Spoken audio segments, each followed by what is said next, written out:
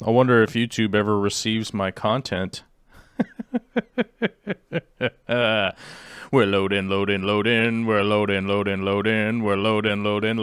Ride.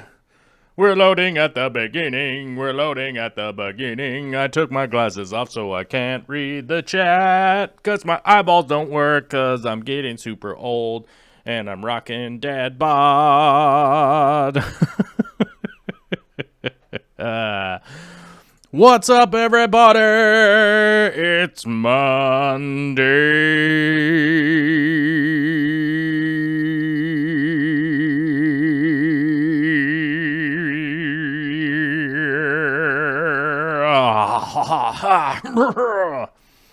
Sometimes we got to kick the Monday dirt off with a little weirdness at the beginning of the show, but that's okay, because we're starting a couple minutes late. Oh, late. Why are we tardy? As my teachers in school used to say, Mister, you're tardy. And I'm tardy today also. Sorry about that, guys. We had a slight infarction in the parameters of the upload digital space. AKA, I rendered the video file incorrectly into AVC format, and that's no good.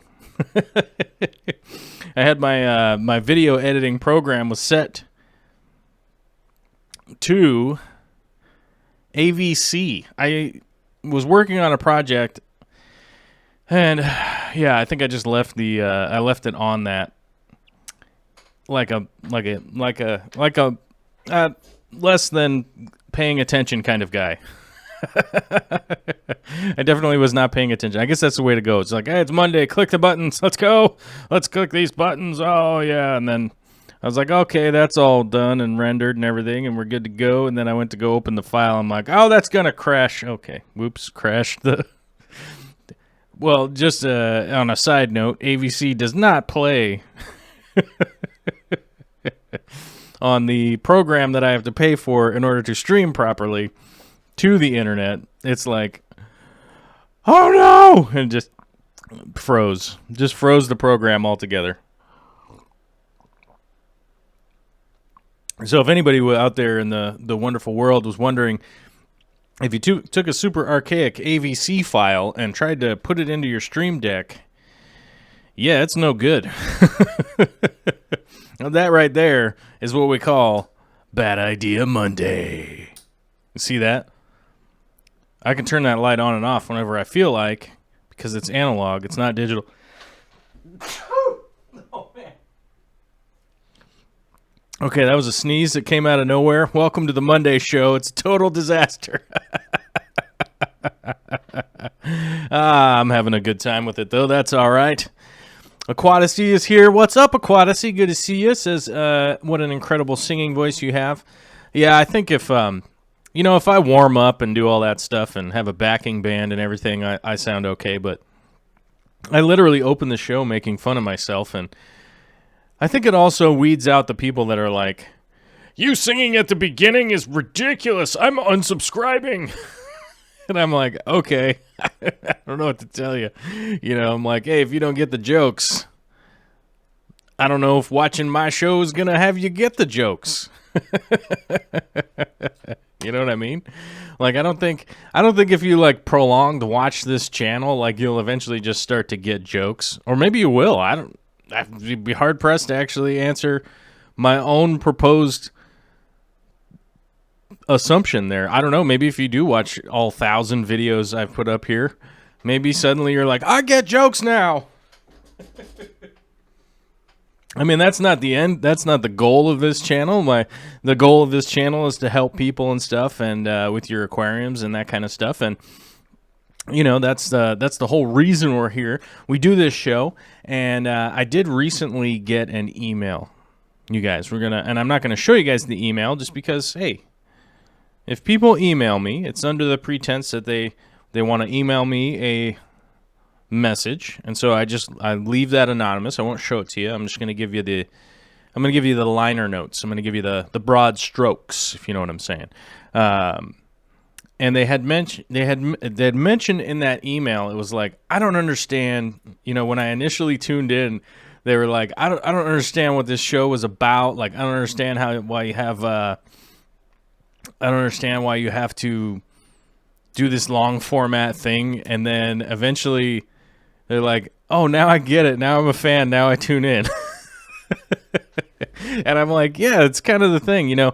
We do have a small tight-knit group here, which we, you know, I'm very gracious. I'm 100% just enshrouded in gratitude on a regular basis for you guys showing up and, you know, just showing up and having a chance to come tune in and that kind of stuff, and growing with the channel. And as things kind of grow and develop here, we're on the precipice of things kind of moving forward.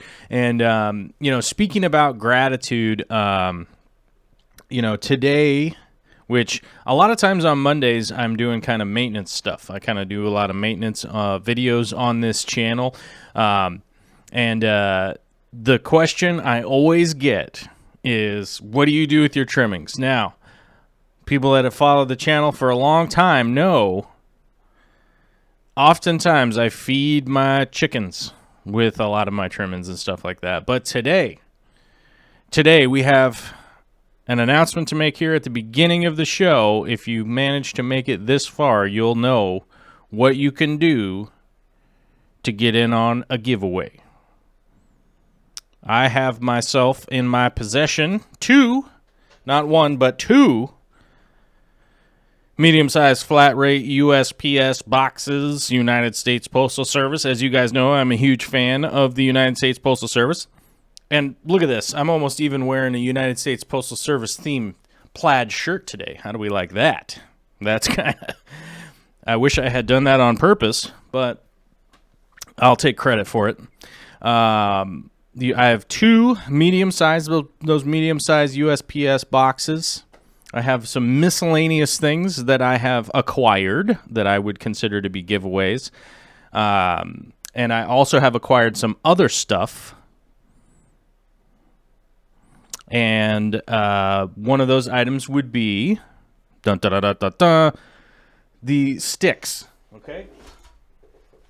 And people regularly ask me, how do you aquascape with all those sticks and stuff? And I'll literally just hold up one of the opened bags that I have right here. I've been screwing around with in my office and making Vicky lose her mind. But bags of sticks. I have some extras of these that I acquired specifically for you guys. So I'm going to include one of those in each of those, and a bunch of plant trimmings and stuff that I have saved up. I've got them in my sumps. They're doing fine. Didn't feed them to my chickens. I got a bunch of plant trimming and stuff like that. So I'm going to be giving that away, plus a bunch of other little goodies and stuff like that just thrown into the box. If that's not good enough for you, I don't know.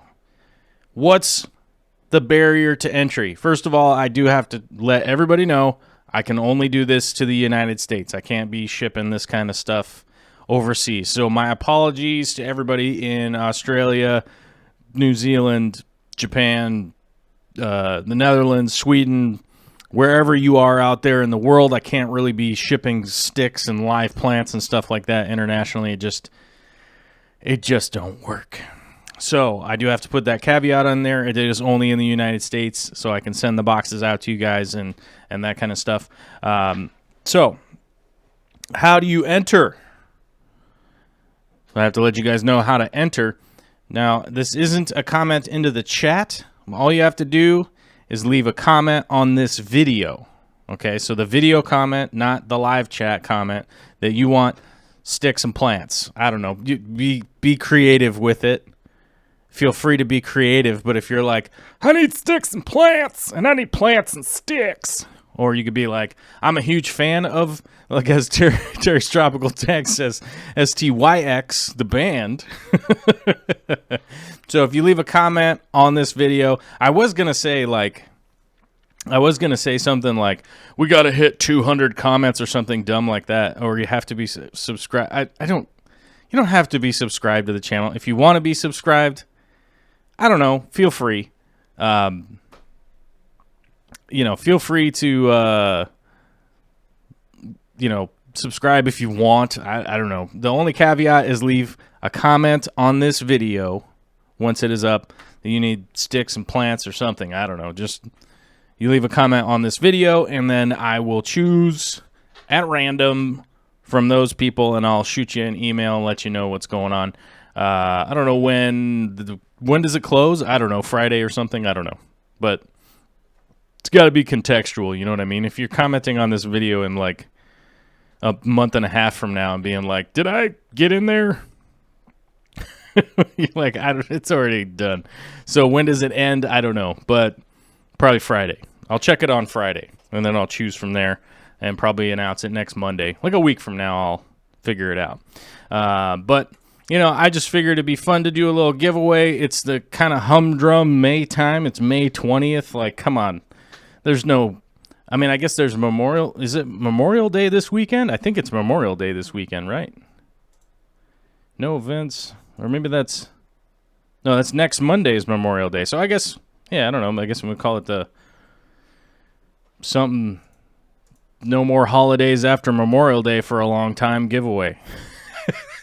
Because I don't know, when's the next holiday, like Labor Day? Or no, 4th of July, I guess. But it hardly seems like a real holiday, since we have to medicate the dogs and all that kind of stuff, and it's not like you can go camping.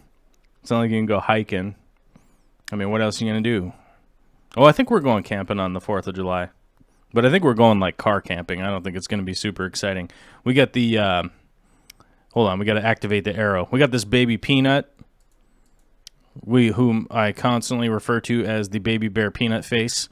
This little baby peanut over here, and I think deep in the woods hiking around with her is going to be rough. So we are going to do some car camping with the family this year. So that should be fun.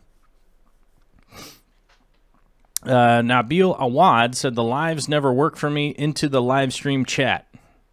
So I don't know what that's about. I have been hearing that from some people. I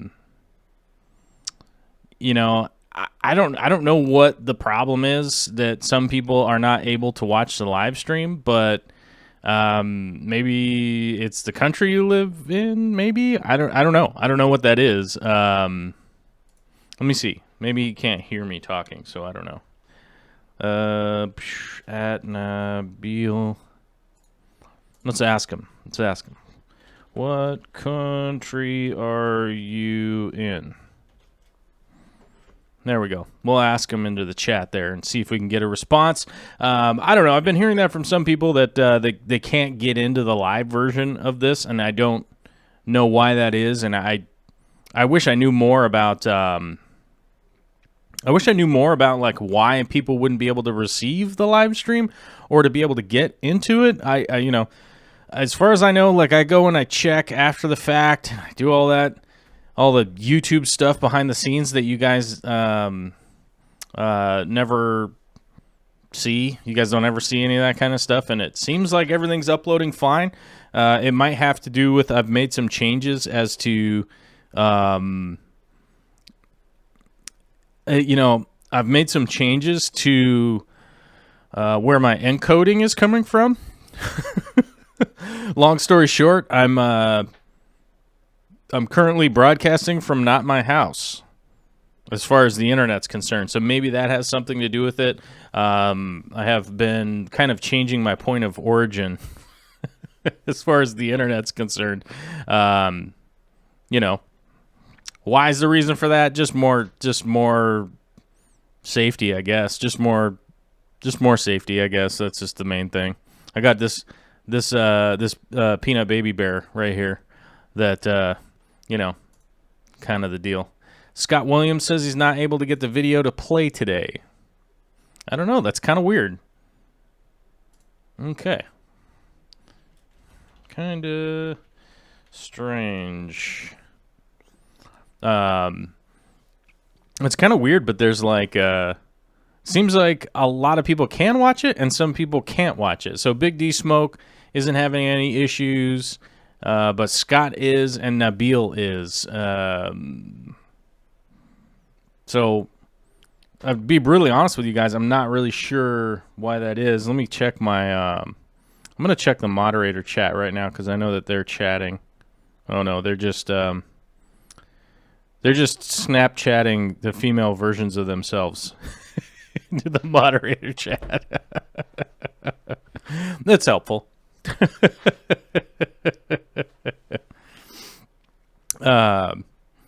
Guppy Girl just saw the bee tat. Looks cool. Yeah, my arm is covered in beehive stuff, except for on the bottom part. There's not very much on there. It'll wrap around, I don't know, someday. So the story behind my bee tattoo. So initially, I forget which part is the original part. When I was a young guy, me and my buddy, we went and I got some bees tattooed on my arm. And I always wanted to get more bees added to it. And, you know, it's kind of one of those weird things that, like, if you get somebody to start tattooing your arm, I mean, maybe this was 20 years ago, maybe it's different now and no one really cares. But, like, 20 years ago, if you went to go get more tattoo done, like on an arm or something like that, along the same vein of the tattoo, like if you're going to continue the tattoo, you're supposed to get it from the same guy or gal, you know. You're supposed to go to the same tattooist and you weren't supposed to go to a different one. You know, it was like a faux pas or whatever back then.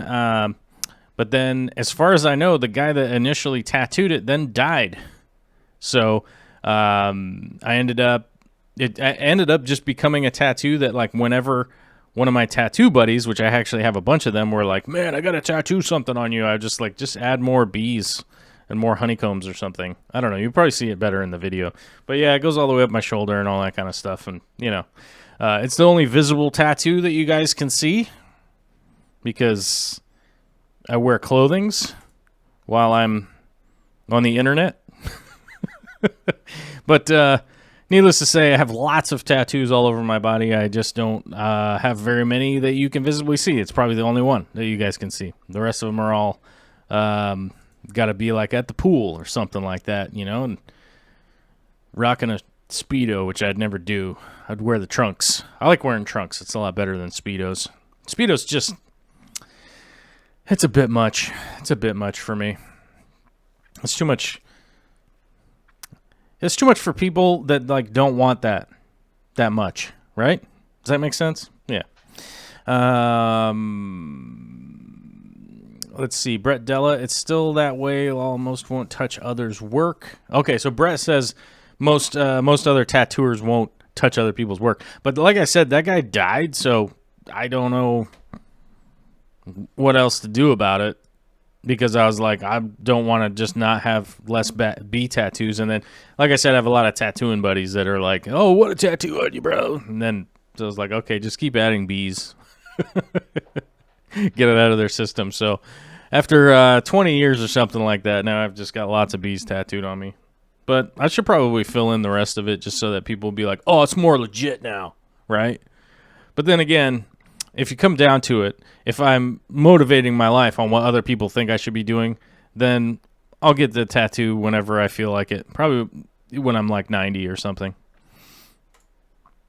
Aquadacy says we have to be Patreons because as patrons to see the rest of the tattoos, right? No, I mean, I'm not taking my clothes off on the internet. That's just weird, first of all. And second of all, like, I don't know. They're just tattoos, man. You know, whatever. Cheshire Cat says, I hate when the keyboard disappears and glitches when I'm trying to write, so I end up sending messages and minimizing when I don't want to. Yeah, I do. That's a mobile app thing that I don't even know how to deal with that. Dave can listen as long as nobody finds him at work. Yeah, I understand. You know, I've done what I could so that people could listen at work if you want to, and a big part of that was, you know, cleaning up any kind of swearing or anything like that. You know, so that people can actually listen at work. People wondered why it was like they'd be, you know, it's like, what's the word I'm looking for here? You know, I tried to make it more work friendly for people and stuff like that. So if you are listening or if you have your kids around or something like that. So I just save, you know, I save my swearings and stuff like that for another part of the world. You know, it's much easier that way. Marco Peterson says, it's such a pity that there's nobody here like Joel, etc. here in the Netherlands. Ooh, Marco, I think that there has got to be some aquascaping people and stuff like that in the Netherlands. But I do hope to make it out to the Netherlands sometime soon because, you know, I'm trying to figure out like when or who, what, where, when, why. I can try to go back to Europe again and try and see some more aquarium stuff. Like, I'm wondering if I'm going to end up waiting till the next Inner Zoo because that might be what ends up happening, which means next summer. And, you know, that sounds like a long time from now, but that's actually not that bad, you know, because it's like it's almost June.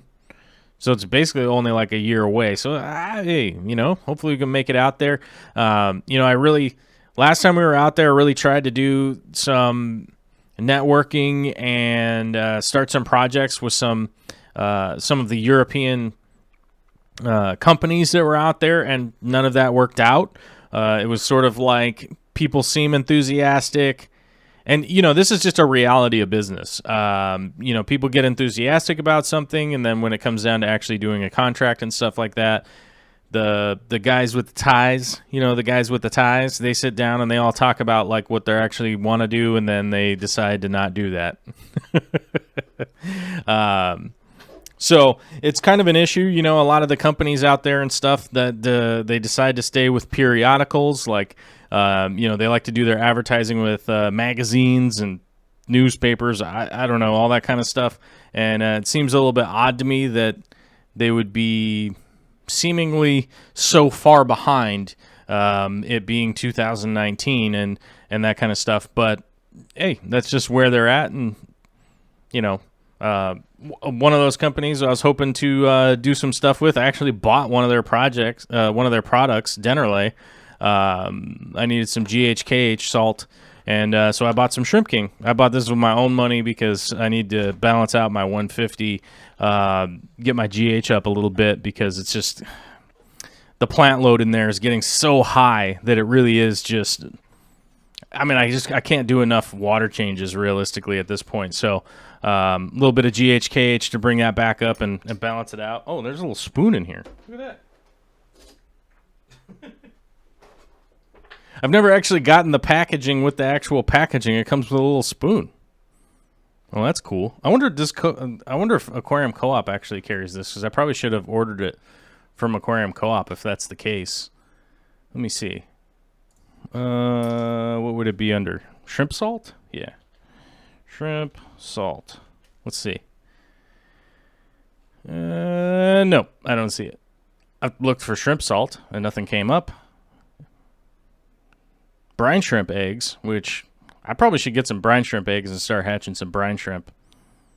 It's getting to be that time. So, but yeah, I just ordered this off Amazon because I needed a little bit, and I'll probably go back to using some of the Wonder Shell. The Wonder Shell actually was working quite well for balancing that out to be able to bring it back up. But I just haven't picked any up in a long time, and I wanted to see what the difference is between the two. So I'm going to try a Wonder Shell in one tank, and then I'm going to try some shrimp salts to get my GHKH up in the other tank, and I'll let you guys know how that works out. If it works out well, one way or the other, I'll let you know. But I have been happy with the Wonder Shell. That has worked out pretty well. I'm definitely going to have to, get those on some kind of monthly order thing. I'm gonna have to get that setup of like, hey man, I need 5 of those sent. Well, that's a lot. I just need like 3 every month. I'll figure out how to do that. Maybe I'll hit up the old aquarium co-op and see if they have a setup where I can just have a de facto 3 sent shipped to my house every month or something.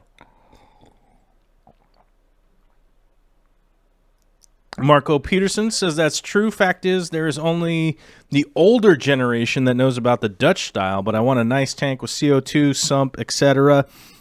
Yeah, today's tank is sort of...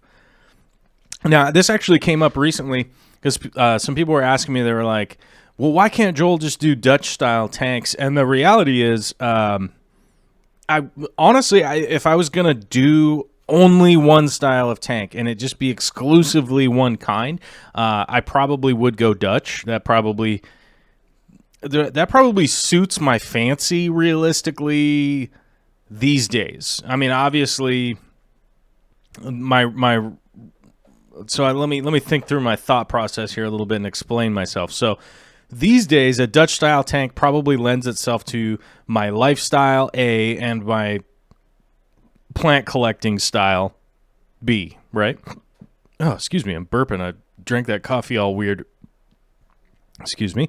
A Dutch style tank would go that route. I would say that my style now is sort of like if you took the Asian sort of Iwagumi style and you mixed it with Dutch, like if you smash the two together, which is a total abomination. I get it. I understand that. If anybody out there is like, oh no, you can't do that. The old school guys would be like, oh no, you can't do that. Oh no. But that's kind of where I'm at. Like, I love doing rock work. I love doing, wood and stuff like that. But really aggressively growing plants and stuff like that is sort of my main thing, I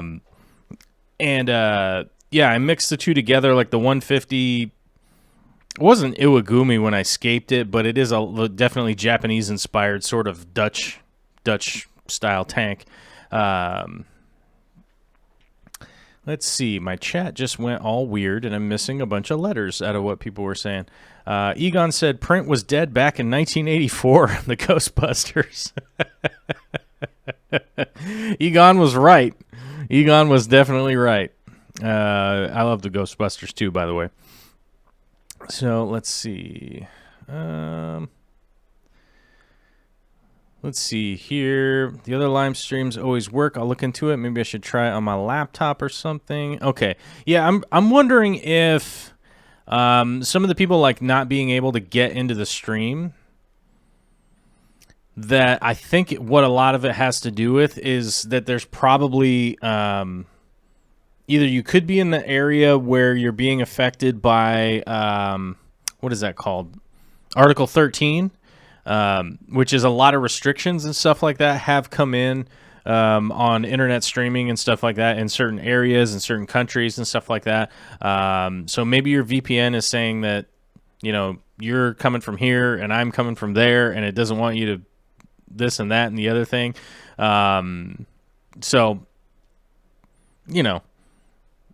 could be a big thing because I have noticed a lot of changes and stuff coming in after Article 13 went into effect. I think when did that go into, or is like starting to go into effect or something like that. Maybe it's not completely going yet. I don't know. I'm just going to keep doing what I'm doing and hopefully people can figure it out. I know that there's a lot of countries out there doing a lot of restrictions and stuff, but I'm sorry. I hope I had, hopefully you guys can figure it out. Let's see. Shout out to the tick that was latched onto me today. Oh, that reminds me of The Tick, the new TV show, which is awesome, and I heard it got canceled, and that sucks. But hopefully somebody else will pick it up. Hopefully Netflix or somebody will pick that up because that show was...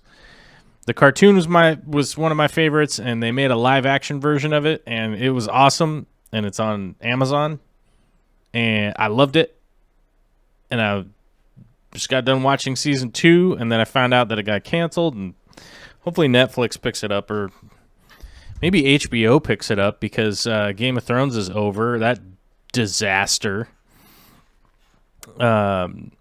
Spoiler alert, if you guys haven't watched Game of Thrones yet, you should have watched it by now.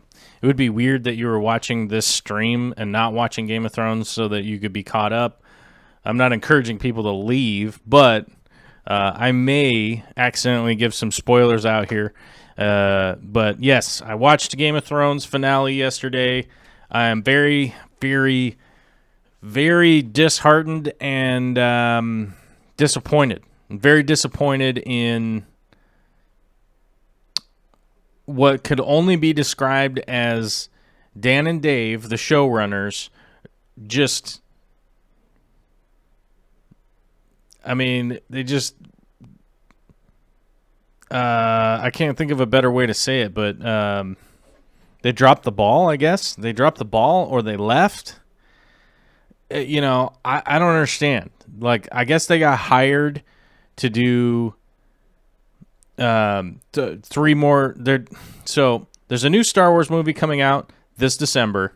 There's a trilogy coming out after that, and apparently those guys got hired to do that new Star Wars trilogy.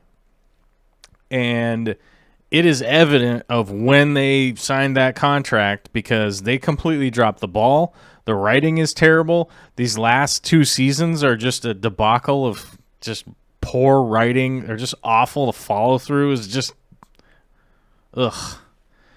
I'm so disappointed. I kept holding out hope that, like, oh, it's like next week. There is no more next week. So I kept holding out hope and, like, kind of being all bound up, like, oh, maybe it's going to be really good. No, it's just terrible. There was just,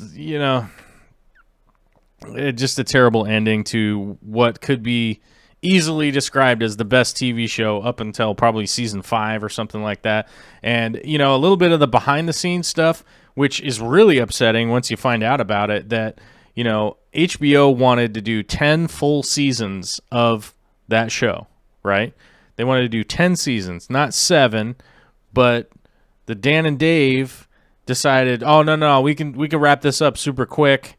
Yeah. No, everybody will like it, and it's like all they did was keep saying, like, how it was hundreds of millions of dollars to make it, and, this fight scene took 55 days to film and stuff, and it was like, why didn't you take the 55 days to film a show instead of guys just throwing swords around and stuff, and then, the Night King gets killed. Like, the Night King shows up and then just gets killed.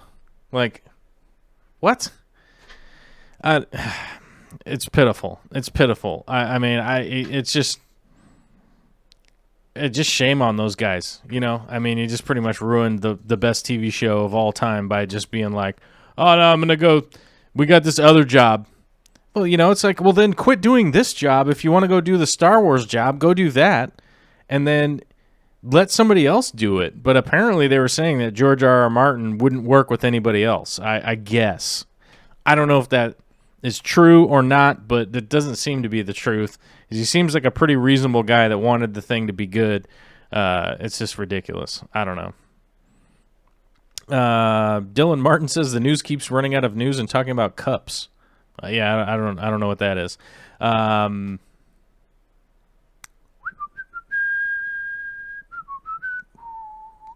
Marco Peterson is wondering if I made a video setting up a new blue acrylic sump, or did I miss that video? I think I made a video about that, but I don't despair, because I am currently working on a video of the full setup of that. So that will actually be coming out pretty soon. I was hoping to drop it this week, but I don't know.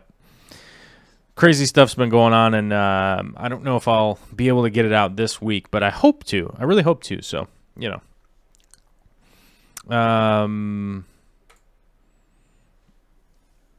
UG Aquatics ever have an issue of an aquarium that's too efficient? Yeah. Oh yeah. Yep. I've definitely had that before. you just get too much substrate, too much biological bacteria and stuff like that, and too many plants and everything all in conjunction just cycle through everything. But the reality with that is keep trimming your plants back. You can actually up your dose of fertilizer and stuff like that. Also, check your test kit too. That's something that you're going to want to do, is make sure that your test kit isn't just reading like a false negative. Because I've had that happen where people are like, "Oh man, I just keep adding fertilizer. My fertilizer's not showing up, and I keep adding fertilizer and whatnot." And it's like, have you checked your test kit to make sure your test kit is legit? They're like, it's super expired and gross. Like, okay, maybe get a new one. And then they got a new one and realized that, like, oh, maybe the test kit was bad. It's often I see that with people with test strips. Like, test strips have probably gotten wet or something like that, just from use and all that kind of stuff. And that's like a reality that does happen sometimes. You just don't get good tests, and the test results are bad, and you're relying on that. So also check your test kit. But I've definitely had that before. I had so many plants in there that I couldn't even keep nitrates off the ground. I couldn't even keep it elevated at all. And although, some plants actually like that. Some plants that are starved out from nitrate really start to color up pretty well. Some of the purples and reds and stuff like that will kind of go bonkers. I got some Styrogyne repens of the purple variety, but I'm putting just way too many nitrates in there, so it's looks a little funky, but it's definitely not purple. I'm probably going to have to move it to a different tank that's a lot more starved out to get it to get legit purple, but, I don't know why I'm saying like, I don't know. I don't know why I just keep saying Jessica Taylor said, I didn't watch the last season, but I had a hard time blaming the producers when the author couldn't even be bothered to finish the book. Well, I think the reality, Jessica, with that is that the show kept going faster and faster, and, George R.R. Martin wrote the outline for everything. So he wrote all the broad strokes, and he's not the kind of writer that already has everything laid. He has like the outline laid out, but he's the kind of guy who writes and rewrites and kind of sees where things are going, and then he writes, and then he goes back, and then he'll make changes. He's not the kind of guy who is going to write just like, here's the thing, blah, blah, blah, blah, blah, blah, blah, blah, blah, end of story, right? He really like is kind of exploring a lot of the emotion and motivations and stuff like that, and definitely does a ton of revisions and things. So you could see like early on in the show when the show had just like all of this intense writing, they were able to take from the books and everything and kind of make the show pretty good. And some people would say, oh, it's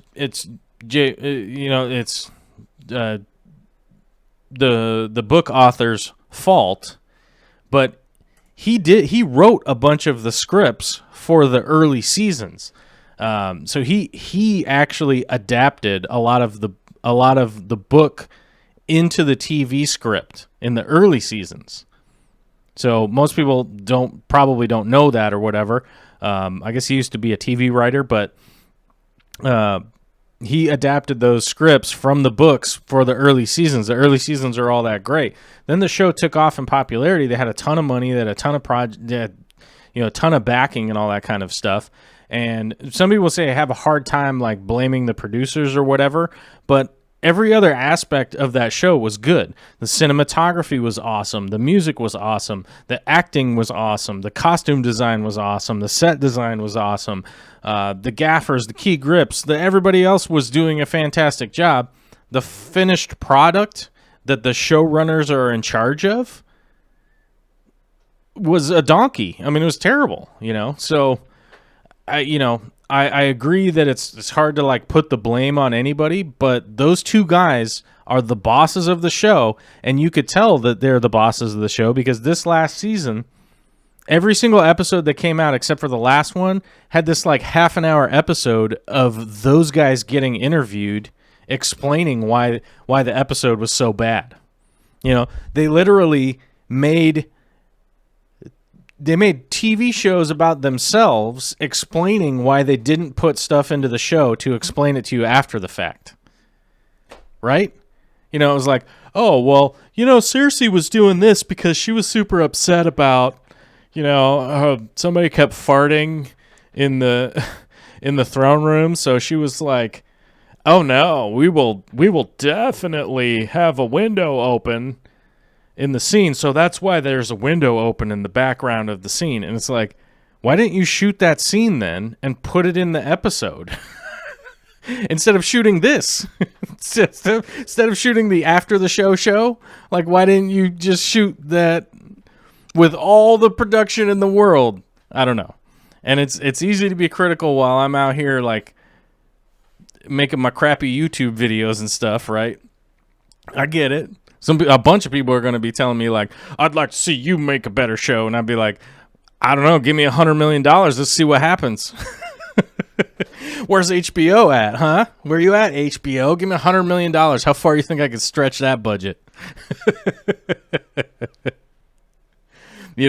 So I know that it's easy to be critical from my standpoint, right? I get that. So take it with a grain of salt. It's just me being a little bit grouchy that I did not enjoy how things went.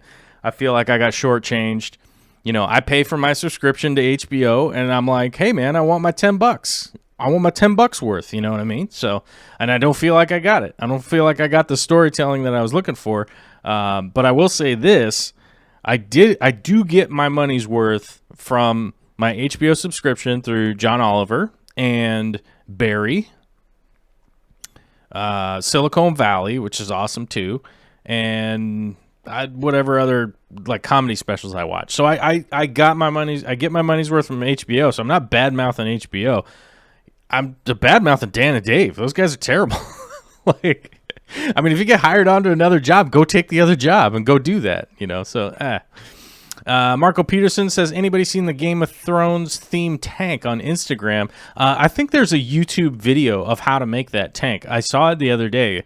They were doing like, roll the rocks in super glue and then roll them in white sand, which I'm going to be honest with you, like that Game of Thrones tank setup is like super temporary because there ain't no way to be like cleaning it and fixing it up and maintaining it for a long time.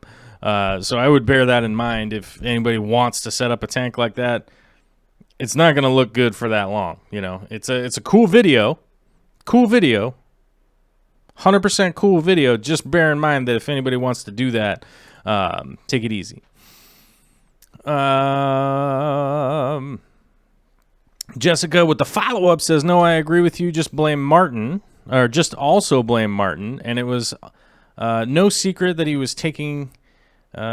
decides to write the series. I wish they had just waited another 40 years to start the TV series. Like, yeah.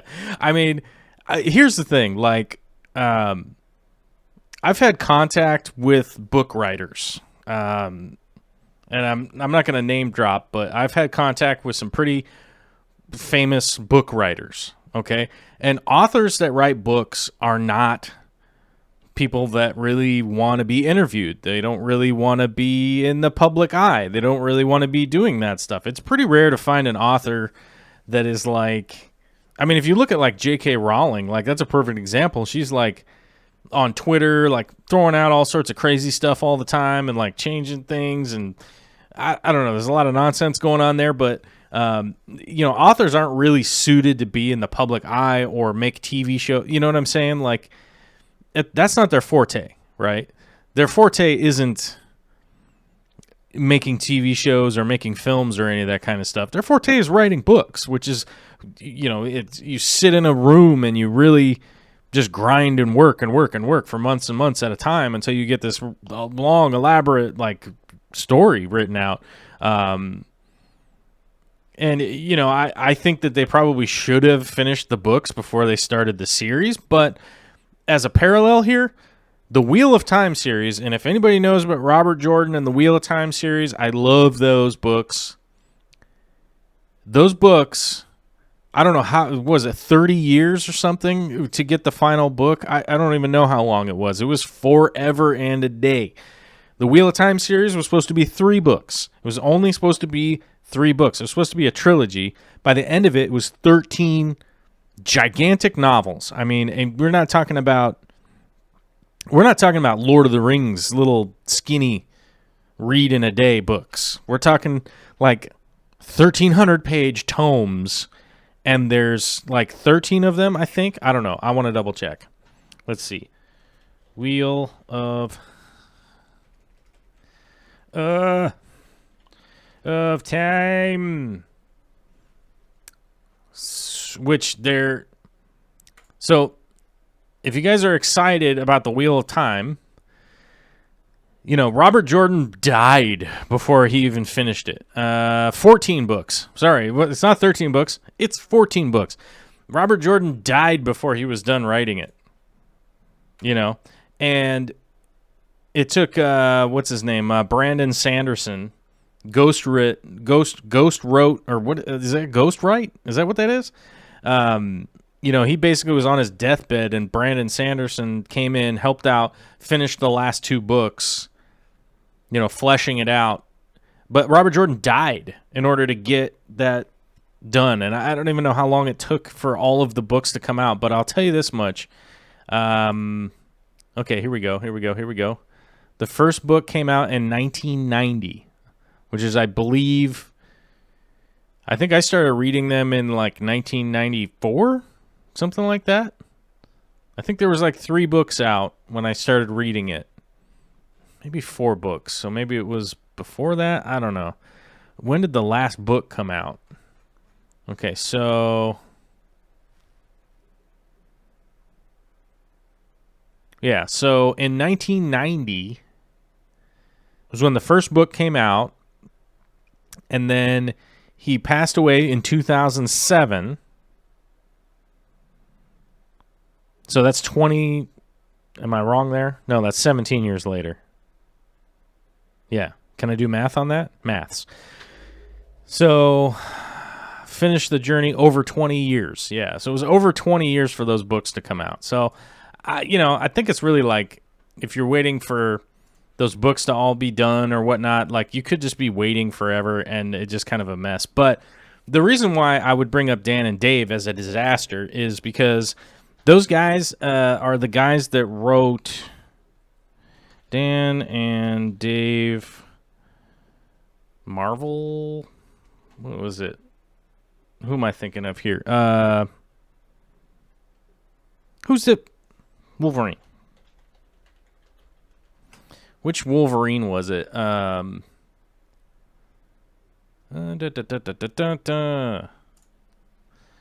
It's they wrote the...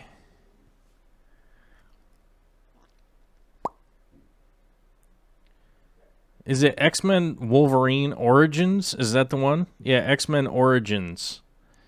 Produced by... Yeah. Screenplay by David Benioff, who's the David from Game of Thrones. So the one that had... the one film that just, like, makes no sense in the X-Men... It's like the guys from Game of Thrones. So, I mean, I'm just saying that, like, those guys don't really have a good track record going for them. Marco Peterson says, maybe it's time for the Chronicles of Corvus. Maybe. I don't know. I bet people would get mistaken with the Avengers stuff now. Because of, like, Corvus Glaive, I think. Is it Corvus Glaive? Maybe from the Avengers? I don't know. The heck is going on outside? Oh, that's right. My neighbors have a truck that does not run well. Jason says the Wheel of Time was great, but it was a lesson in a series completion as he died before it was finished. But it gave Brandon Sanderson the boost he needs as an author. Yeah, I would agree with that. And Brandon seems to be like a really nice guy. So, and I think they finished the series quite well. Those books were really well done, and I was super happy with how it ended and everything. And as it being a finished series, I recommend it to people to read it, but it being 14 giant novels, I don't know who's going to make it through it. And honestly, it being 14 giant novels, I don't know how they're going to make a TV show out of it. There is a TV series coming out, and and I'm excited for that, but I don't know how they're really going to be able to do it justice. Oh my gosh, does it have Billy Zane in it? Oh, it does. Wait, so it's starring Billy Zane and Max Ryan? Wait, what? Oh, that was in 2000. NBC optioned the screen rights. So let me see here. When does that come out? Yeah, it's going to be on Amazon. Amazon bought the rights. It was ordered to series on October 2nd. I don't even think they've started making it yet. I don't even think they've started filming, but they say it's going to be 60 minutes. I don't know what that means, but yeah, I don't know. So far, if you go to the, let me see, series TV, maybe that'll help. Yeah, starts production in fall of 2019. So it's going to be a long time before we find out if the Wheel of Time is going to be any good. It's going to be a really long time if that TV show is going to be any good, if we're going to even know. So that's just kind of that's just the life of us waiting, you know what I mean? Let's see if we got any fish-related questions. Sorry, I'm going on a tangent, but that happened yesterday, and I don't know, I got to express it to you guys a little bit, I guess. I don't know. I have to let it out so some people know. But I will say this. My Game of Thrones theory was sort of correct. It was off. Because I think I predicted that Jon Snow was going to stab his girlfriend. But no, they didn't turn him into the Night King like I thought was going to happen. I thought that was going to happen. And the unfortunate thing is that one of the YouTube channels that I listen to while I'm working, the whole plot line from the final yesterday, the finale, was on one of the leak channels. So, unfortunately, when I heard that, the potential of that being a leak, I was like, oh, no. I hope it really does not go that way. And then as it turns out, there it is. Makes no sense. That's very sad. Dovi Dosset says, sorry, I have a short attention span for the entertainment industry. I'm a theater director, and film people make me a little nuts. Yeah, I agree with that. You know, that's one of the big things, and that's also one of those things that, you know, one of the reasons that I do YouTube and stuff like that instead of doing other production type stuff. Like, I could be doing theater or whatever if I wanted to. But one of the reasons that I do YouTube is that I am interested in doing a lot more bigger. I do have a lot bigger projects hopefully coming down the line. You know, it's like working our way up to doing some, more independent productions and stuff about fish tanks and building things and stuff like that. But, also the reason I'm here is because of the independent creation and stuff like that, and hopefully changing some of the pacing and how things are made and stuff like that. I feel like a lot of productions these days are super dependent on effects. Not a lot of story and stuff like that. Seems kind of strange to me that people are shooting everything on, $150,000 Arri Alexas and things like that when you really could just be getting the job done and moving on, and like spending 55 days shooting a fight scene, right? A battle scene, which doesn't really move the story along, right? It's just like, oh, everybody's just fighting and there's this big battle. It doesn't really move the story along. It doesn't really tell much of what's going on. They spent a ton of money doing that, a ton of effects, and then when they went to release it, like, it wasn't even bright enough to really see what was going on. They spent all that time on that whole episode of people, fighting and stabbing everybody, right? So, kind of a waste. L333 babies, salt okay with them? I don't have an answer for that. I don't know. Maybe? You have to find somebody that's breeding specific plecos to answer that one, because I have never bred the L333. Oh, let me double check, though. Let's look that up. Let's look up L333. Let's see what it is. L333 Pleco.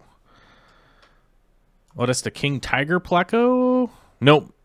I cannot help you with that one. Wish I could. Wish I could help you out with that one. I've always, hey, those tiger plecos and stuff like that, totally awesome. I never have kept that species personally, though. So, spoiler alert. Don't have an answer for salt with those ones breeding. I could tell you right now, I'm breeding bristlenose and stuff like that. So I got the super red bristlenose, tons of fun. Actually got, I think I have something like at least 26 that I've moved over, the adolescents that I'm moving over to grow out tanks and stuff. But I'll probably get some more batches here pretty soon, but I haven't been like aggressively breeding them. You guys know that I typically breed my fish in a tank that is just a healthy ecosystem. I don't do the I'm a breeder with the sponge mops and all that kind of stuff. Or with the sponge mops. What am I talking about? With spawning mops and stuff like that. Like that's not my thing. It's not really my thing. I like to breed shrimps and stuff like that, but I also like to keep tanks that are an ecosystem. Like, I don't want it to just be like, oh, I got a box in here, the water's good, and a sponge filter, and my shrimps are all in there just breeding with each other, and I'll get all the babies, and then I'll do this and I'll do that. I personally, that's not my thing. Like, I want aquacultured. I want aquacultured stuff when I'm breeding. You guys know I used to do that with betas and selective breeding with shrimp and things like that, and I've kind of moved away from it because of my personal, just my personal interest. Is that I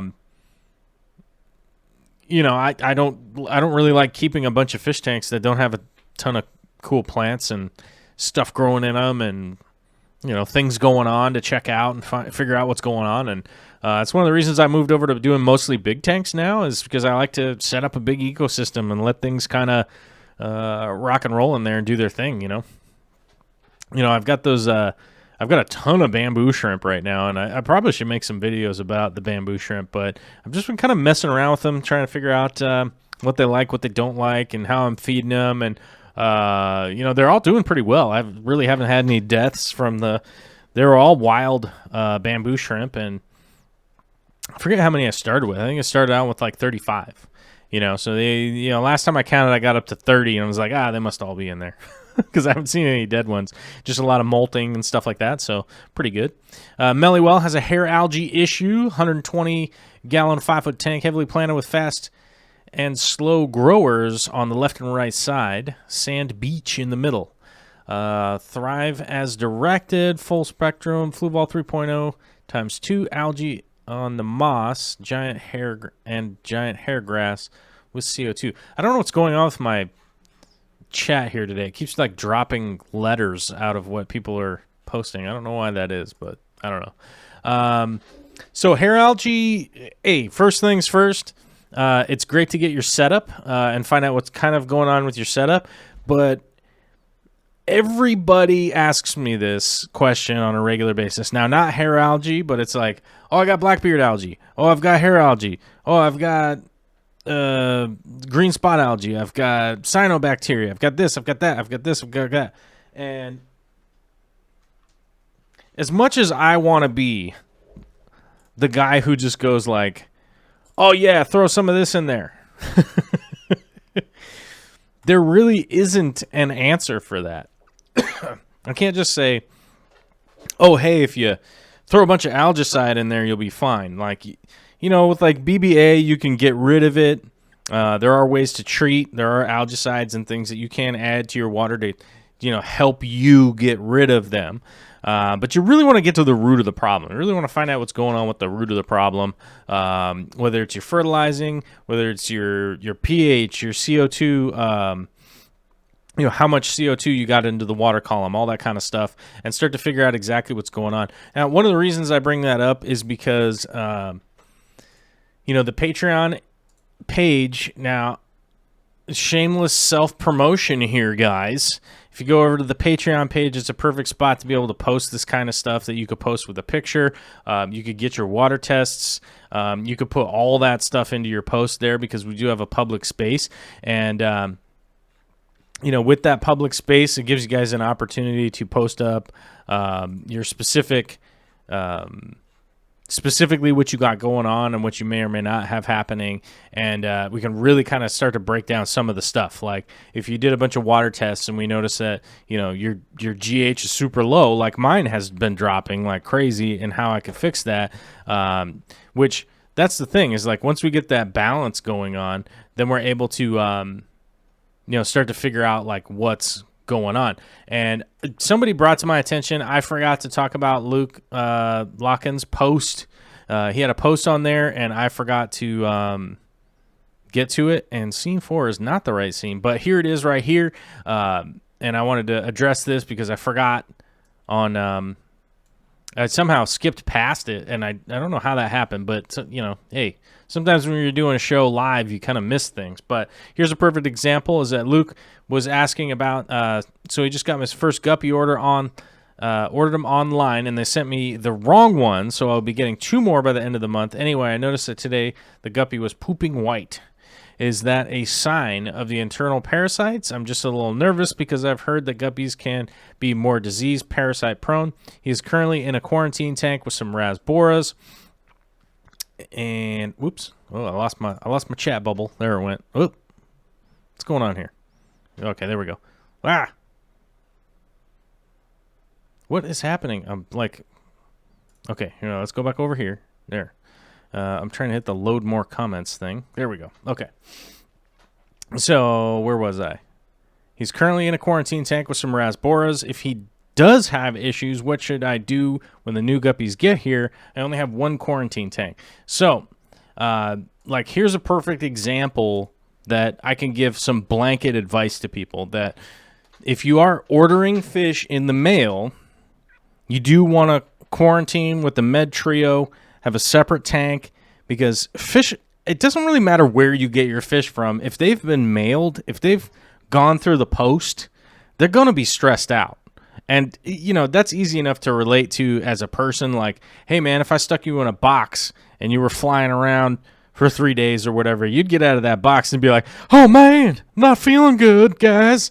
Obviously, it's a little bit different. It's a little bit different for humans as it is for fish. But I'll just tell you, like, even if you get your fish from the best, most reputable site that does the best shipping, all that, blah, blah, blah, they're still going to be stressed out, and it's good to quarantine stuff that has come in the mail. So you want to Med Trio those. I get my Med Trio from Aquarium Co-op if I'm quarantining.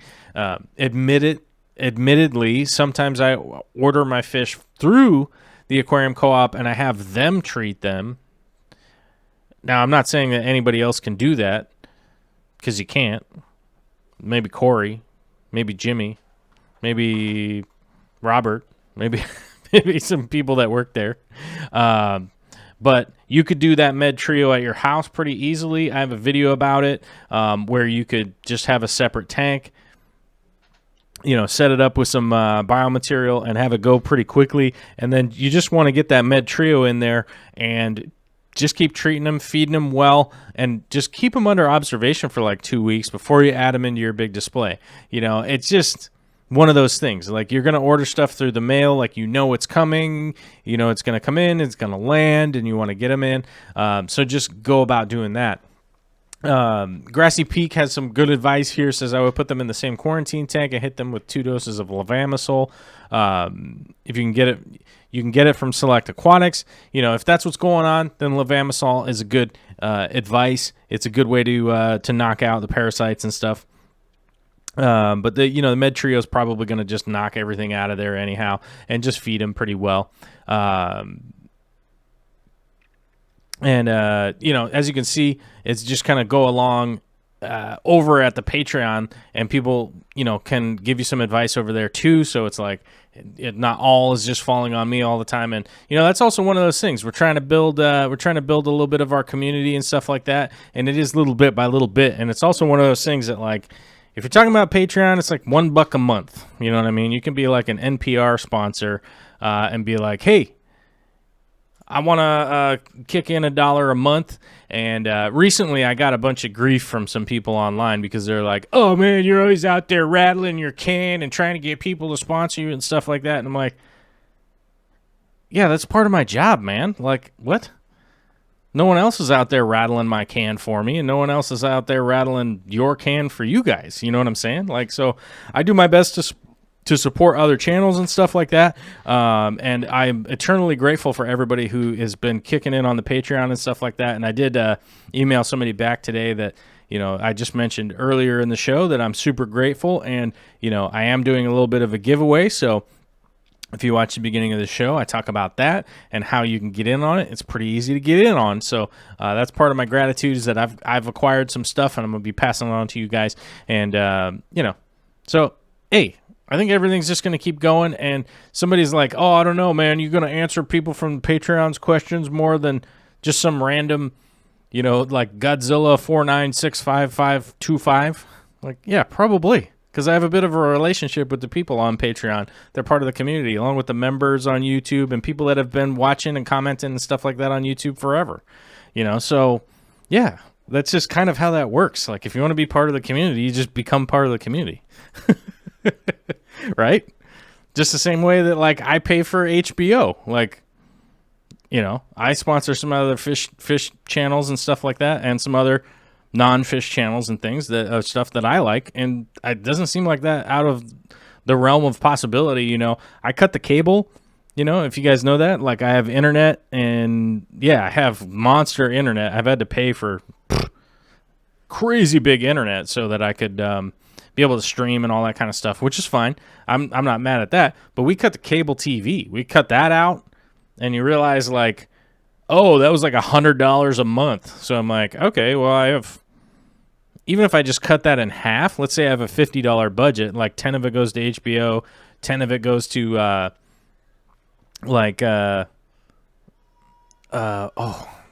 man, I don't want to say the wrong channel. I gotta check. Oh no, who am I patronizing? Oh, man, I hear my baby just got home. I can hear the peanut in the background. She's back there crying. She's having a hard time. Hopefully, Vicky's okay. Why won't this load? Oh, man, I just got done like talking about how I'm going to pay for super internet, and then now this stupid page won't load. Let's see. But anyhow, did you guys get my point? You get the spiel. Whatever. Okay, let's move on. We got a video. You guys. We got Monday video, which is going to be part of the fun, because some of the giveaway stuff is going to be from this tank. So a bunch of the plants trimmed out of this tank and whatnot are going to be going into the giveaway boxes. So, and as Johnny Zelaya says, how dare you try to make a living doing what you love? And yeah, that ultimately is the point. You know what I mean? It's like I spent many years, working 100 hours, 120 hours a week and stuff like that. And does that seem like a lot? Yeah, being a chef is crazy. Being a mechanic for, to as my second job to make the ends meet and all that kind of stuff.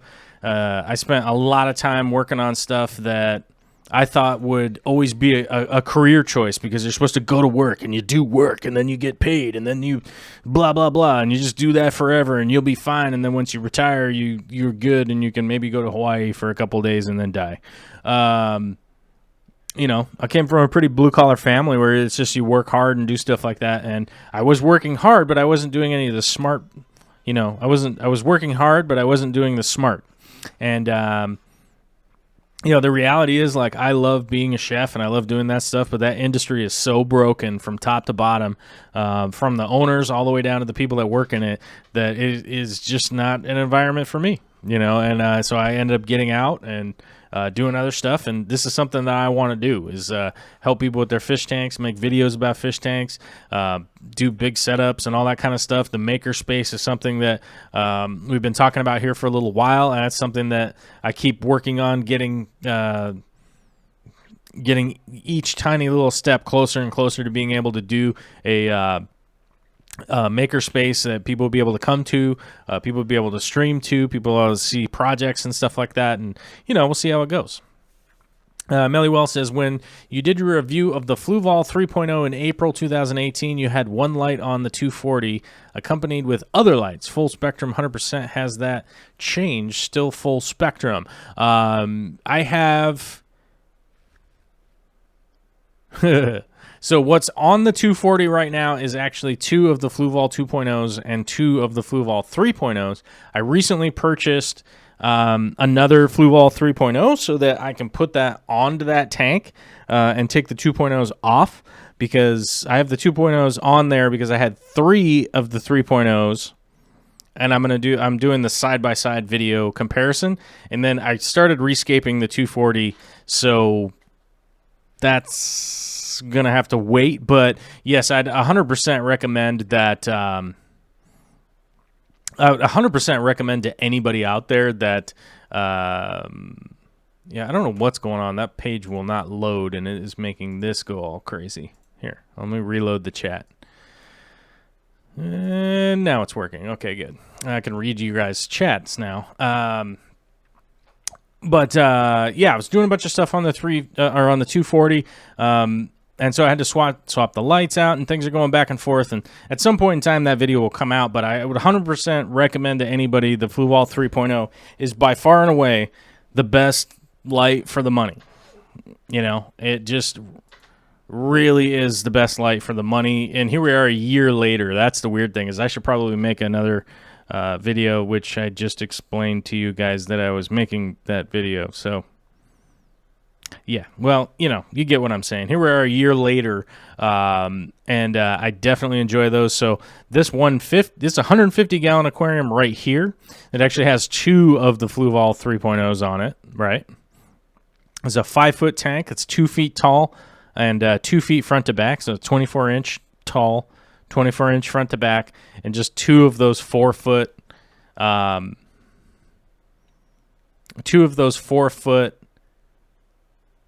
Fluval 3.0 lights on here, and one of them's not even 100% on, so one of them's only ramping up to like 70%ish or something like that. And I'll probably do some of my light settings with those probably in the video. I'm still trying to figure out how to screen capture that exactly. Mellow Moogle just posted the link to the Fluval 3.0, which I do know Aquarium Co-op is carrying those, and they are an affiliate sponsor. So if you guys do buy stuff from Aquarium Co-op, or if you've never been to Aquarium Co-op, go check them out. They're an affiliate sponsor of ours. They, if you buy stuff, we do get a kickback commission. So, that's all good. And maybe you just want to buy stuff and support the show. That's the easy way to go about it. Aquarium Co-op is basically our only sponsor of this show. And, mad props to Corey, Rob, Justin, the whole team over there, Katie, everybody. Mad shout out to those guys, because they're awesome customer service. They have great products, all that kind of stuff. And there's just really no selling you on stuff that they don't have in stock, which is something that's completely different to a lot of companies out there, where they put a giant product list up.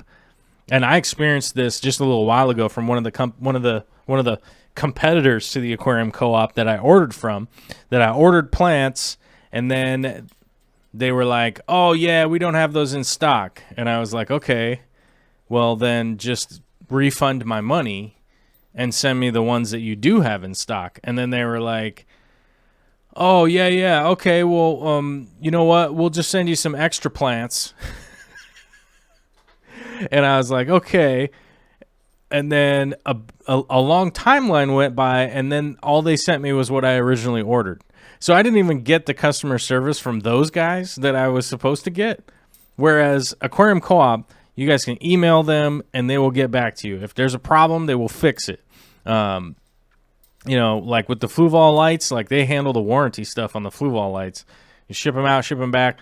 All that kind of nonsense if they really are broken and stuff, and which is kind of rare, but it does happen, and the warranty is super long on those lights. So I forget, it's a 3-year, 5-year, I don't know, but it's a long time that I wouldn't be worried about it. That like if I had a light that worked really well for 3 years and it broke, I probably wouldn't even warranty the darn thing because I'd just be like, yeah, it worked good for, I don't know, when did I buy this thing? I probably would have forgotten. We got a €5 super chat from Marco Peterson. Thank you very much, Marco. Mad props. Thanks, brother. Hey, everybody supports the way that they can, and Marco's just throwing down a super chat. Thanks, bro.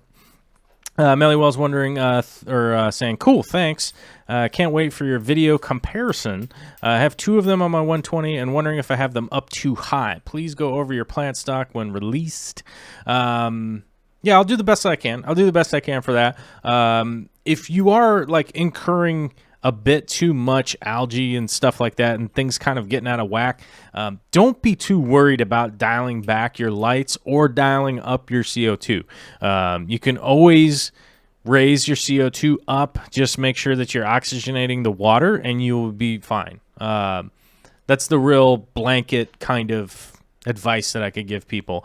If you feel like your lights are too high, bring your CO2 up to meet it, or dial the lights back a little bit, and don't be too stressed out about it, because the LED lights are way more effective at penetrating the water column as compared to most previous styles of lights, whether they be a compact fluorescent or high pressure sodium or just whatever, you know what I mean? So they really do penetrate the water. They actually, the light wave, it's weird, but the light wave from an LED is much more directional and does a much better job actually getting through the water column all the way down there, and does quite well. So even if you turned it down a little bit, then, typically you're going to still be giving the plants what they need. As you can see in this aquarium right here, and let me go grab my little arrow here so I can move it over. So this Rotala hara, I don't know if they call it atra or hara. I don't know how you're supposed to say it, but I hear people say it both ways. So let's call it hurrah because it sounds more fun. Like hurrah! As you can see how red it is showing up, even though I have a high level of nitrates in here, you can see that a lot of it has to do with the light that's affecting it, versus down here. You can see down here, it's actually showing that real orange, which is what I want. I wanted it to be orange. And now that it's growing super red, or I acquired this plant for the orange factor, right? But now that it's growing super red, I think I'm probably just going to keep letting it go. It really does have a lot to do with the light, because as you can see, as it's getting closer and closer to more and more intense light, it's getting more and more red. It's actually able to convert iron and whatnot. And let's not get too deep into that conversation. So a lot of people are going to bust on me if I say something that's a little bit off kilter, but essentially the bright light is what's allowing it to get super red. And like I said, this is a 150-gallon tank that only has two of those Fluval lights on top of it, which is pretty crazy to think about.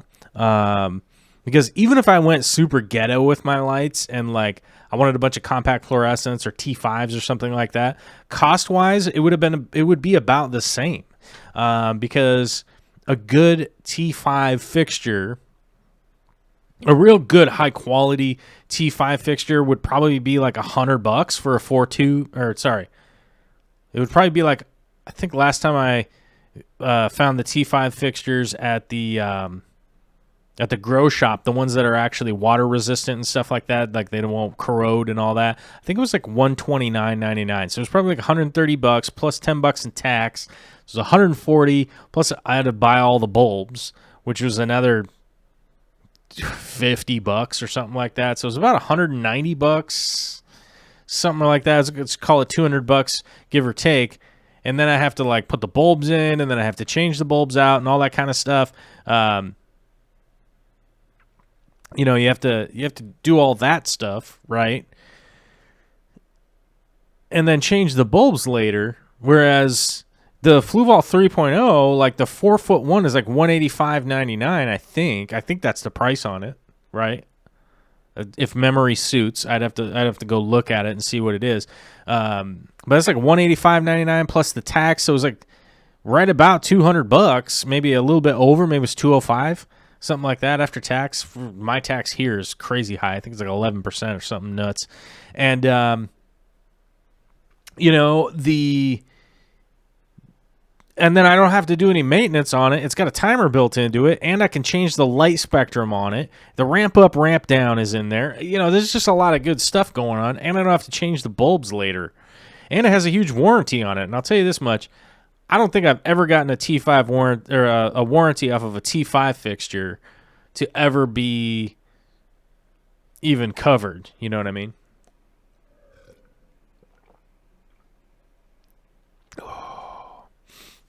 Oop, somebody's asking, what's that plant in the center? I'm guessing this one right here. This is Pogostemon erectus. It's got, oops. So this right here is Pogostemon erectus, variety erectus. And this back here is Pogostemon stellatus octopus. Erectus is hard to find until the summertime, and then people will probably be shipping that out. So you may have to wait a month or two before you can find it available online, or you could join the giveaway, and I'm going to send some of that out. You might win some. I don't know. But if you're like me, I'm going to be honest with you guys. I don't enter giveaways and stuff like that. I just normally order it. So if you're going to order plants, just go to Aquarium Co-op, see what they got. You're going to get a pretty darn good price and a darn good guarantee on it showing up. This plant right here is Ludwigia senegalensis. This plant down here, some Crypt Flamingo. This is Styrogine repens, which you can get Styrogine repens at Aquarium Co-op. Really cool plant. Very frustrated with it right now. But don't worry, you guys will see an edited video on how I'm going to deal with this plant when I yell rage at it and throw a bucket. Got alternate there, Renekii, the full size in the back here. This is Rotella Hurrah. And what else can we see? Limnophila aromatica. We got some Tiger Lotus back here. We got Ludwigia repens. I think that's repens over there. We got some plants floating around at the top. That's kind of what we can see out of the video. There's a lot of other plants in here, but that's kind of what we can see in this video specifically. But, you know. Bentley Pascal says, or you just know the right people. Yeah, I guess you could just, if you're like Bentley, you could just drive over to my house and I'd probably just give you some. What settings would I run on a Fluval 2.0? Ricardo Santiago with a $2 super chat. Thanks, brother. The settings I run on the Fluval 2.0, basically, realistically with the 2.0s, I just run them full blast. I just run those things 100% and put them on a timer. Because really doing much other adjustment on them is a little bit weird. But with the 3.0, you can actually change 5 channels of the light settings. And I basically just knock it down with like I up the red, the bright white I down a little bit, and the dark blue I down a little bit. And that's pretty basic, but I'll do something that shows you guys my full timer setups and stuff like that. But it's nothing too outrageous. Everything's running on a 7-hour cycle. I don't run much longer than that. I've never found a big benefit to 12 hours or anything like that. So I am running 7 hours just to keep it pretty basic, and then it's almost just like fills out a work day. And then I also have my reef tank is now running on an opposite schedule. So my if like let's say my planted tanks turn off at 3 o'clock, the reef tank is ramping up starting at 2 o'clock, and then 3 o'clock starting to become full speed there, and then be off by midnight or whatever, 1 a.m. I think. Yeah, I've got my reef tank going in the evening now because I was running into problems with my reef tank and feeding my fish in the dark. So it just really wasn't working out that well to feed my reef fish and stuff in the darkness. So feeding them in the middle of the night was just kind of stressing them out, and that just wasn't working very well. And also, it made it super difficult to film my planted tanks with the reef lights on. As you can see, even in this video right here, so the tank that's across the way, you can see this reflection right here from the tank across the way, which is just abysmal. And I'm sorry for that, but that just kind of how it worked out today. I thought I had set everything up just right, and I didn't. But, you know, I thought I came out with it just right, and turns out I was wrong, because I can see it in the video. can see that reflection right there, and that's no good. Oh my gosh, what did I do on Facebook? This was blowing up over here. Okay, nothing bad. As some people have started following me. Some people follow me on Facebook, which is fine, you know. And I have noticed that a lot of people get super mad about, you know, politics and stuff like that on there because I post things that are fairly controversial, and that's fine by me because somebody was like, "Man, if you talk politics, people are gonna not follow you anymore," and I'm like, cool, man. If you have a difference of opinion and you don't want to like follow my YouTube channel anymore, okay. I probably didn't really want those people around anyhow. And anybody that thinks I'm either a Democrat or a Republican, I am neither of those. So I'm in neither of those parties. I am registered independent from the Earth planet. I don't have either to do with those both of those corrupt parties. Jetster's Aquarium says, Becklall dude, I want it so bad for a few tanks. I don't know what happened there. Charlie Erickson, is there any way to strengthen my lily leaf stems? My shrimp and small tetra are able to detach the leaves. Man, you know what? I've never really... I mean, the health of the plant will create stronger, thicker stems and stuff like that. So, you know, that definitely is... Yeah, it's not something that I've really thought about that much. So, I mean, just overall healthier plant will create lilies to do, you know, send out thicker, stronger stems and stuff. So I would say that if you just had a good environment for the plant, you'll probably, you know, over time, especially if you just got it, could be converting to your system. You know, oftentimes the lily stems, like, you know, they get messed with and stuff like that, and they melt off, but they'll keep growing back and stuff like that. So I think as long as you're just providing a good environment for it, that it just, because you basically just want, with a lily plant, you just want to be emulating that it's springtime all the time, you know, so it just keeps growing forever. You know, it never really reaches that, oh, it's fall, I guess I should die for a little bit. Jetser's Aquarium says that's the other part of a conversation. Let me scroll through the chat here. Ew. Oh, where did it go? Let me scroll up here. I don't know. I'm not seeing the other half of the conversation. I fell for the 40-plus hour a week myself. I feel ya. I am continually routing. And I'm continually routing. Oh. Yeah, I mean, so that anybody out there knows, I work right now way more than 40 hours a week. I work probably 40 hours a week on YouTube stuff. I work at least, so I work a really long day.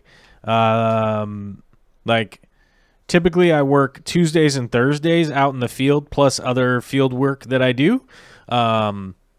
So, you know, I basically leave here at 6:30 in the morning. I get home at 9:30 on those days at night. So those are like 15-hour days, which is pretty normal for me. But you know, and I do work on the weekends and stuff like that. So I still do work a lot. You know, it's just I'm doing the work I want to do. You know, typically Tuesdays and Thursdays are reserved for doing work for the aquarium co-op if they have work for me. So the full disclosure there, I do work for the aquarium co-op sometimes, but it's basically on a, you know, kind of a contracted basis and stuff like that. If they have work for me to do, then I go up there. Although I guess maybe I wouldn't be a contractor now because I am on the payroll. So I don't know. But if they have work for me, you know, I get payroll from them. So I do that. Plus I do other field work for other people that is just straight up contracted work. So, you know, but yeah, I definitely do work way more than 40 hours a week, and Vicky can testify for that. I think if all I did was answer emails, I probably would be spending more than 40 hours a week in my office. Some people have noticed that I've dropped off answering as much as the comments on like YouTube comments. I've definitely dropped off answering those. I'm kind of picking them back up again. I'll try to catch up on those as much as I can, but you know how I mean. You know what I'm saying. Finesse Fishing German says Holland style scape. Yeah, well, I mean most of the rock work and driftwood and stuff like that's all hidden by the plants going crazy in this tank. So yeah, kind of is sort of definitely a Dutch style mixed with the sort of Asian Japanese Iwagumi style. There's a ton of Sierra stone in here. There's probably 200 pounds of Sierra stone in here pretty easily. A bunch of big rocks that are just hidden by plants now. So, but I like rocking it like that, so it's kind of fun.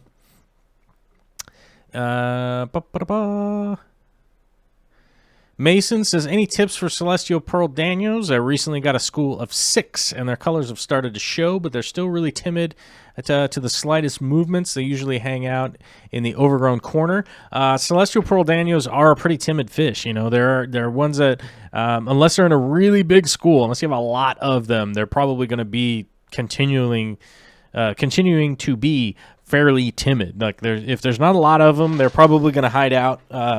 Same kind of deal with rummy nose tetras. Like if you just have a couple of them, they're like, I'm hiding.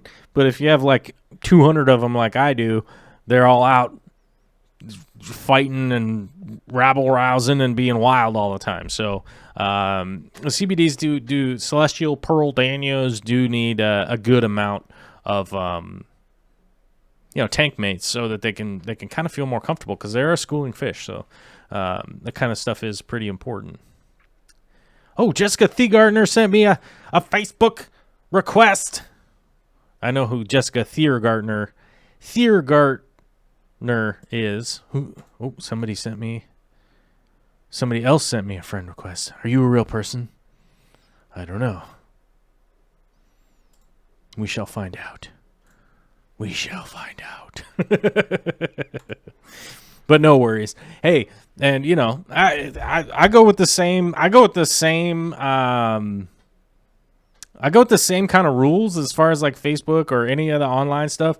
When people get crazy, like you just get deleted. Same thing as like when people post crazy comments on my YouTube channel. I'm like, it's not my job to convince you to not be crazy. I just delete them, you know? I remember somebody like a while ago, they were like you mentioned you were deleting people's comments. Like that's censorship. And I'm like, no, maybe. But if you're posting something on my YouTube video that has like zero value for anybody, it's just a bunch of swearing and saying that I am terrible or whatever. Like what? Cool. I guess that's technically censorship, but what's the point? You know what I mean? Like, where's the value for people? Like, oh, you censored me. Like, okay, cool.